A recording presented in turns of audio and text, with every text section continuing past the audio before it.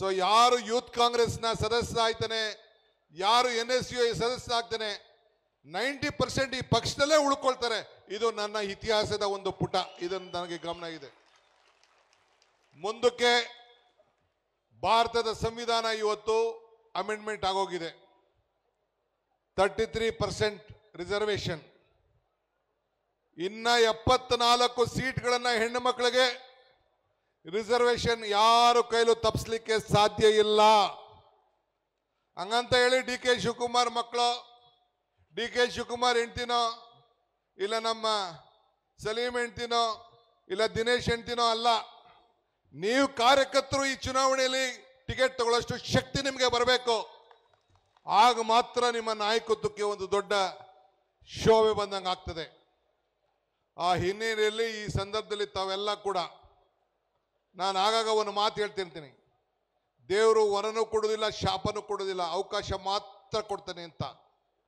ನಿಮಗೆ ಸಿಕ್ಕಿರುವಂಥ ನಾಯಕತ್ವದ ಗುಣದ ಅವಕಾಶ, ಇದನ್ನು ಬೆಳೆಸ್ಕೊಂಡು ಒಂದು ದೊಡ್ಡ ಭವಿಷ್ಯವನ್ನು ತಾವೆಲ್ಲ ರೂಪಿಸ್ಕೊಂಡು, ಇವತ್ತು ನಿಮ್ಮ ಆಲೋಚನೆಗಳು ನಿಮ್ಮ ನಾಯಕತ್ವವನ್ನು ರೂಪಿಸ್ತದೆ. ನೀವು ಯಾರ ಮೇಲೂ ಕಾಂಗ್ರೆಸ್ಸಲ್ಲಿ ಅಂತರಾಗಿ ನೀವೇ ಕೂಡ ಕಾಲು ಎಳೆದ್ಬಿಟ್ಟು ನಿಮ್ಮಲ್ಲಿ ಯಾರು ಚುನಾವಣೆಯಲ್ಲಿ ಸೋತಿದ್ದಾನೆ ಅವನ ಮುಗಿಸೋಂಥ ಪ್ರಯತ್ನ, ಸೋತಿರೋನು ಗೆದ್ದವನ್ನ ಮುಗಿಸೋಂಥ ಪ್ರಯತ್ನ ಮಾಡಿದ್ರೆ ಈ DK ಶಿವಕುಮಾರ್ ಮುಂದಕ್ಕೆ ನಿಮಗೆ ಯಾವ ಥರದ ಅವಕಾಶನೂ ಕೊಡೋದಿಲ್ಲ. ಯಾರು ನಿಮ್ಮ ವ್ಯಕ್ತಿಗತವಾದಂಥ ವಿಚಾರಗಳನ್ನು ಬಿಟ್ಟು ಪಕ್ಷದ ಕಡೆ ನೀವೆಲ್ಲ ಕೆಲಸವನ್ನು ಮಾಡ್ತೀರಿ, ಅದಕ್ಕೆ ನಾವು ಗೌರವವನ್ನು ಕೊಡುವಂಥ ಕೆಲಸವನ್ನು ನಾವು ಮಾಡ್ತೇವೆ ಅಂತ ಈ ಸಂದರ್ಭದಲ್ಲಿ ಹೇಳಿ, ಇವತ್ತು ಅನೇಕ ವಿಚಾರಗಳು ಇದೆ. ಭಾಳ ಸಂತೋಷ ಆಯಿತು. ಆದರೆ ಸಂತೋಷಕ್ಕೆ ಗೌರವ ಬರಬೇಕಾದ್ರೆ ನೀವು ಶಿಸ್ತನ್ನು ಕಲಿಬೇಕು. ನಿಮ್ಮ ಶಿಸ್ತಿಲ್ಲ ಅಂದರೆ ಯಾವ ಪಕ್ಷ ಕೂಡ ಉಳಿಲಿಲ್ಲ. ನನಗೆ ವಿಶ್ವಾಸ ಇದೆ, 2028ರಲ್ಲಿ ಕಾಂಗ್ರೆಸ್ ಸರ್ಕಾರ ಮತ್ತೆ ಈ ರಾಜ್ಯದಲ್ಲಿ ಅಧಿಕಾರಕ್ಕೆ ಬರ್ತದೆ.